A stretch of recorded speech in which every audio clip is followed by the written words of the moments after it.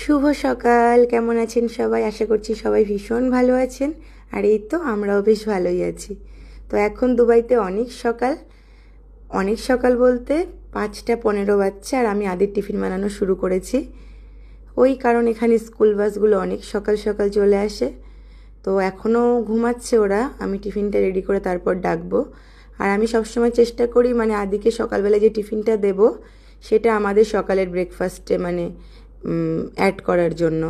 যদি কোনো রিচ খাবার বার্গার টার্গার এগুলো ওকে যেদিন দিই সেদিন আমরা ওগুলো আর খাই না, কিন্তু রুটি লুচি বা কিছু হালকা খাবার যেগুলো ঘরোয়া খাবার, মোস্টলি আমাদের বাঙালি ঘরোয়া খাবার, সেগুলো আমি রাখার চেষ্টা করি। এদিকে আলু ভাজাও হয়ে গেছে, আর ফ্রুটসে ওকে দেবো একটা অরেঞ্জ, আমি সেটা ফ্রিজ থেকে বার করে নিয়েছি। তো এখন আমি ওর টিফিন রেডি করছি। এবার আসি আমি একটা কথায়। আমি কিছুদিন আগে একটা ভিডিও পোস্ট করেছিলাম, আমি বনগাঁ থেকে ঠাকুরনগর ট্রেনে করে যাচ্ছিলাম যখন আমি ইন্ডিয়াতে ছিলাম কিছুদিন আগে। তখন সেই ভিডিওটা জাস্ট একটা আমি বনগাঁ স্টেশনটা দেখিয়েছিলাম, কারণ বনগাঁ আমার একটা আগে আবেগের জায়গা। আমার জন্মভূমি, আমার বেড়ে ওঠা সব কিছু ওখানেই, ওই এলাকাটাই। তো বনগাঁ স্টেশনটা একটা সময়তে আমি খুব যাতায়াত করতাম, এখন যেমন যাওয়া হয় না, ট্রেনে ওঠা হয় না। তাই আমার ইচ্ছে হলো একটা ভিডিও করার বনগাঁ স্টেশনের, সেটাই করেছি।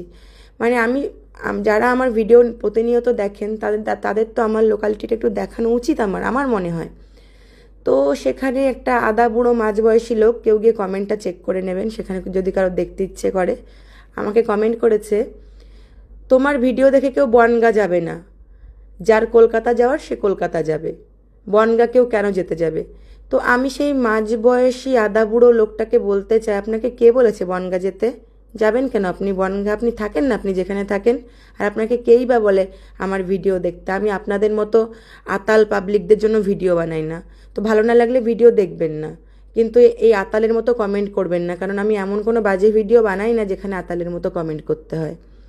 তো সবাই ভালো থাকবেন, সুস্থ থাকবেন, দেখা হবে পরবর্তী কোনো ভিডিওতে।